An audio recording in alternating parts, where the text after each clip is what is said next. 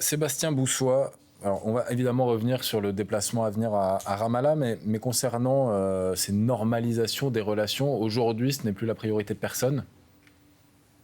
Je crois qu'effectivement, on est dans une rétrogradation. D'ailleurs, la question palestinienne, qui n'était la priorité absolument pas d'Israël depuis des années, est revenue évidemment un peu plus au-dessus. C'est un gâteau avec évidemment des évolutions stratégiques et pragmatiques. La question du Hamas également. Ces accords de normalisation sont, d'un point de vue du monde arabe, entre guillemets, si je puis me permettre, contre nature.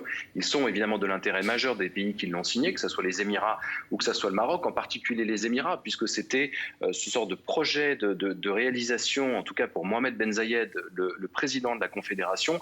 Son grand rêve et son grand fantasme a toujours été la start-up nation israélienne. Donc en fait, ce n'était qu'une navalisation de relations qui existaient entre Israël et les Émirats depuis 1996. Où c'est un petit peu plus délicat en ce moment, c'est, comme votre journaliste l'a rappelé, c'est entre le Maroc et puis Israël, puisque les Émirats sont très discrets. Pour une fois, on les entend vraiment pas beaucoup.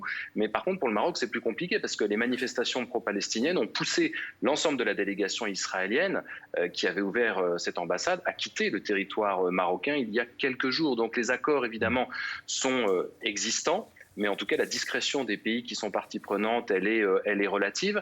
C'est aussi compliqué pour le Maroc parce que le roi est président en même temps du comité Al-Quds, celui qui est censé participer et concourir au processus dit de paix et aux négociations, et c'est vraiment compliqué. Et en ce qui concerne l'Arabie Saoudite, on est aujourd'hui dans un catapultage de la relation et de la dynamique de la négociation, ce que voulait probablement l'Iran de toute évidence pour ne pas se retrouver avec une Arabie Saoudite qui reprenne le dessus en termes de leadership dans la région.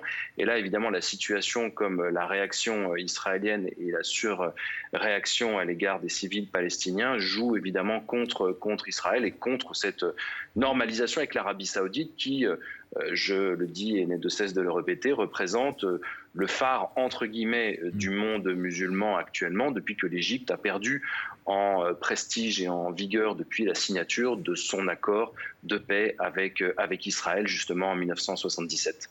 Zeyna El Tibi, alors il y a cette question des normalisations, mais finalement, on sent que la volonté est de passer à autre chose et que l'urgence même montrée par Emmanuel Macron aujourd'hui serait de vouloir trouver un petit trou de souris pour recommencer à faire discuter Israéliens-Palestiniens. C'est faisable, c'est envisageable à court terme? Écoutez, d'abord, je voulais dire que M. Boussois a très bien analysé la situation concernant la rue arabe et la diplomatie arabe. Ce qui est important, c'est de voir qu'aujourd'hui, le voyage du président Macron donne peut-être la possibilité à la France de reprendre un tout petit peu l'importance, sa présence et surtout relier son amitié avec le monde arabe.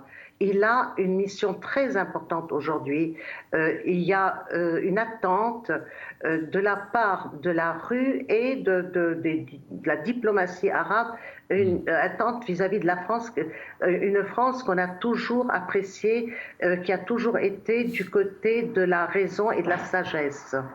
Je vais reprendre ce que l'ancien ambassadeur d'Israël a déclaré hier, Monsieur Barnaby. Il dit: la voix de la France doit être celle de la raison, celle de la création de deux États. C'est la mission de Monsieur Macron. Ce n'est pas juste un voyage humanitaire. Il ne faut pas se limiter à cela. Il est évident, bien sûr, qu'il faut qu'il demande si vous voulez, essayer de libérer les otages franco-israéliens, ça c'est évident, mais aujourd'hui la France a vraiment un rôle à jouer. Il faut reprendre le rôle important qu'a toujours eu cette France, cette grande France qu'on n'a plus aujourd'hui malheureusement. Vous savez, il y a eu pas mal d'appels. Par exemple, Dominique Edé, qui est une grande écrivaine libanaise, qui a appelé, elle a écrit une lettre ouverte à M. Macron en lui disant « Usez votre voix non seulement pour des causes humanitaires, mais pour un appel à la paix ». Aujourd'hui, la France a un rôle à jouer.